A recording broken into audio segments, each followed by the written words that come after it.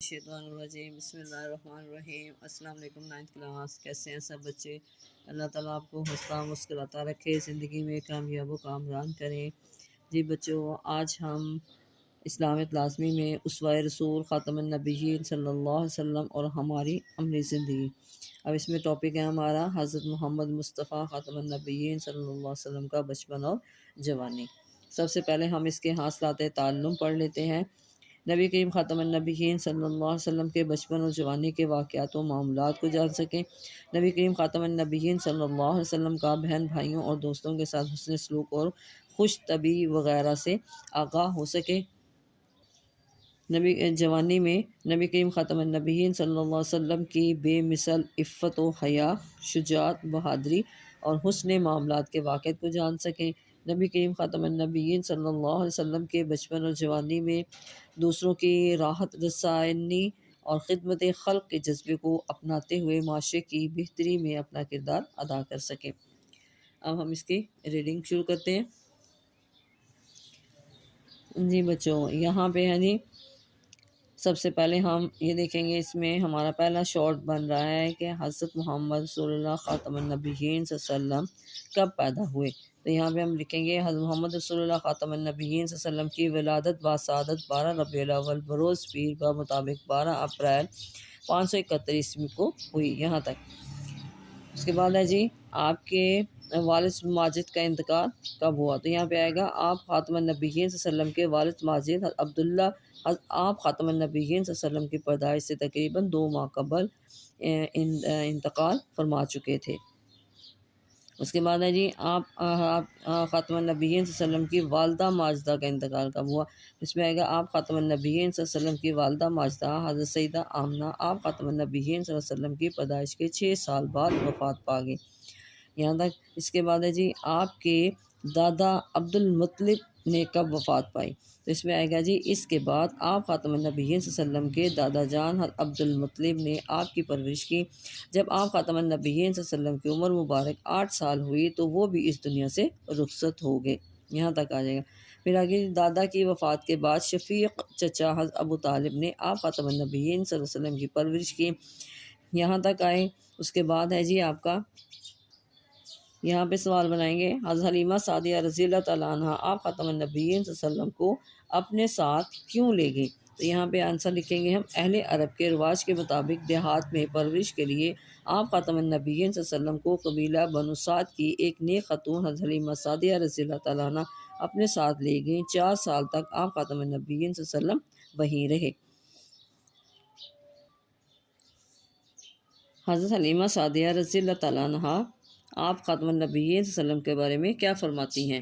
اس میں لکھیں گے ہم، حضرت حلیمہ سعدیہ رضی اللہ تعالیٰ عنہ آپ خاتم النبیین صلی اللہ علیہ وسلم کی رضائی والدہ ہیں۔ وہ فرماتی ہیں کہ نبی کریم خاتم النبیین صلی اللہ علیہ وسلم ایک روز مجھے سے کہنے لگے، اماں جان میرے بہن بھائی دن بھر نظر نہیں آتے، یہ صبح کو اٹھ کر روزانہ کہاں چلے جاتے ہیں۔ میں نے کہا یہ لوگ بکریاں چرانے جاتے ہیں۔ یہ سن کر آپ خاتم النبیین صلی اللہ علیہ وسلم نے فرمایا، اماں جان آپ مجھے بھی میرے بہن بھائیوں کے ساتھ جانے کی اجازت دے دیجیے۔ چنانچہ آپ خاتم النبیین صلی اللہ علیہ وسلم کے اصرار پر آپ خاتم النبیین صلی اللہ علیہ وسلم کو حلیمہ سعدیہ رضی اللہ تعالیٰ عنہ نے اپنے بچوں کے ساتھ چراگاہ جانے کی اجازت دے دی، اور آپ خاتم النبیین صلی اللہ علیہ وسلم روزانہ جہاں حلیمہ سعدیہ رضی اللہ تعالیٰ عنہ کی بکریاں چرتی تھیں تشریف لے جاتے رہے اور بکریاں چراگاہوں میں لے جا کر ان کی دیکھ بھال کرتے رہے۔ یہاں تک آئے گا۔ اچھا جی، یہاں پہ سوال بنیں گے، نبی کریم خاتم النبیین صلی اللہ علیہ وسلم کی نبوت کی کس نشانی نے حضرت عباس رضی اللہ تعالیٰ عنہ کو اسلام کی ترغیب دلائی۔ تو آنسر میں لکھیں گے، حضرت عباس رضی اللہ تعالیٰ عنہ بیان فرماتے ہیں کہ میں نے عرض کیا، یا رسول اللہ خاتم النبیین صلی اللہ علیہ وسلم آپ خاتم النبیین صلی اللہ علیہ وسلم کی نبوت پر دلالت کرنے والی ایک خاص نشانی نے مجھے آپ کے دین میں داخل ہونے کی ترغیب دی۔ میں نے دیکھا کہ آپ ایام طفولیت میں گہوارے کے اندر چاند کے ساتھ کھیلا کرتے تھے اور انگلی مبارک کے ساتھ جس طرف اشارہ فرمایا کرتے تھے چاند اسی طرف جھک جاتا تھا۔ آپ خاتم النبیین صلی اللہ علیہ وسلم نے فرمایا، میں اس کے ساتھ باتیں کرتا تھا اور وہ میرے ساتھ باتیں کرتا تھا اور مجھے رونے نہیں دیتا تھا۔ یہاں تک آنسر آئے گا۔ اس کے بعد ہے جی آپ خاتم النبیین صلی اللہ علیہ وسلم کی زبان مبارکہ سے ادا ہونے والا سب سے اول کلام اللہ کی حمد و ثنا، کلام اللہ کی حمد و ثنا پر مبنی تھا۔ جب حضور اقدس خاتم النبیین صلی اللہ علیہ وسلم حلیمہ سعدیہ رضی اللہ تعالیٰ عنہ کے گھر سے مکہ مکرمہ واپس پہنچ گئیں اور اپنی والدہ محترمہ کے پاس رہنے لگیں، تو حضرت ایمن رضی اللہ تعالیٰ عنہ آپ خاتم النبیین صلی اللہ علیہ وسلم کی خاطرداری اور خدمت گزاری میں دن رات محبت اور شفقت کے ساتھ مصروف رہنے لگیں۔ جی آگے ہے جی خدمت خلق۔ جی بچوں خدمت خلق، اب یہاں پہ ہم اس میں سوال بنائیں گے، حضور پاک صلی اللہ علیہ وسلم کی خدمت خلق کے بارے میں ایک حدیث تحریر کریں یا ایک واقعہ تحریر کریں۔ تو اس میں ہم لکھیں گے، ایک دفعہ عرب میں سخت قحط پڑ گیا تو سرداران عرب کعبے کی متولی ابو طالب کے پاس آئے۔ انہوں نے نبی کریم خاتم النبیین صلی اللہ علیہ وسلم کو ساتھ لیا، حرم میں دیوار کعبہ سے ٹیک لگا کر بیٹھا دیا اور دعا مانگنے میں مشغول ہوئے۔ دعا کے درمیان حضور اکرم خاتم النبیین صلی اللہ علیہ وسلم نے اپنی انگلی مبارک کو آسمان کی طرف اٹھا دیا، ایک دم چاروں طرف سے بادل نمودار ہوئے اور اس زور کی بارش برسی کہ زمین سیراب ہو گئی۔ جنگلوں اور میدانوں میں ہر طرف پانی ہی پانی نظر آنے لگا۔ چٹل میدانوں کی زمینیں سرسبز و شاداب ہو گئیں اور قحط ختم ہو گیا۔ یہاں تک اچھا جی، یہاں پہ بنائیں گے عرب کے مظلوموں کی راحت رسانی کے لیے ہونے والے معاہدے کا نام اور اس کے اہم نکات تحریر کریں۔ تو یہاں پہ آئے گا، عرب کے مظلوموں کی راحت رسانی اور قیام امن کے لیے آپ نے حلف الفضول نامی معاہدے میں بھی شرکت فرمائی۔ اس معاہدے کے شرکاء نے یہ طے کیا کہ ملک سے بد امنی کو دور کریں گے، مظلوموں، مسافروں، غریبوں کی حفاظت اور مدد کریں گے، کسی ظالم یا غاصب کو مکہ میں نہیں رہنے دیں گے۔ یہاں تک، اور اس کے بعد پھر آگے آپ کا جی راحت رسانی کے بارے میں نبی کریم خاتم النبیین صلی اللہ علیہ وسلم نے کیا فرماتے تھے۔ تو یہاں پہ آنسر لکھیں گے، اس معاہدے سے آپ خاتم النبیین صلی اللہ علیہ وسلم کو اتنی خوشی ہوئی کہ آپ خاتم النبیین صلی اللہ علیہ وسلم فرمایا کرتے تھے، اگر اس معاہدے کے بدلے میں کوئی مجھے سرخ اونٹ بھی دیتا تو مجھے اتنی خوشی نہ ہوتی۔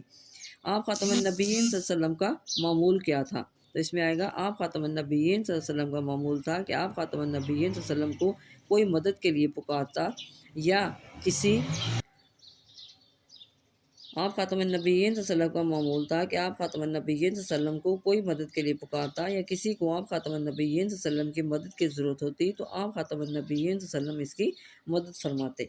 آگے جی عفت و حیا، یہاں پہ آئے گا جی نبی کریم خاتم النبیین صلی اللہ علیہ وسلم کی عفت و حیا کے بارے میں تحریر کریں۔ یہاں پہ آئے گا جی نبی کریم خاتم النبیین صلی اللہ علیہ وسلم حیا کے پیکر تھے۔ آپ خاتم النبیین صلی اللہ علیہ وسلم کی عفت و حیا کے حوالے سے روایت ہے کہ آپ خاتم النبیین صلی اللہ علیہ وسلم پردہ دار دوشیزہ لڑکی سے بھی زیادہ حیا والے تھے۔ یہاں تک پھر آئے گا جی پورے عرب میں آپ خاتم النبیین صلی اللہ علیہ وسلم سے زیادہ حیا دار کوئی نہ تھا۔ اس زمانے میں گھروں میں باقاعدہ طہارت خانوں کا رواج نہیں تھا۔ قضائے حاجت کے لیے اب خاتم النبیین صلی اللہ علیہ وسلم آبادی سے بہت دور نکل جاتے۔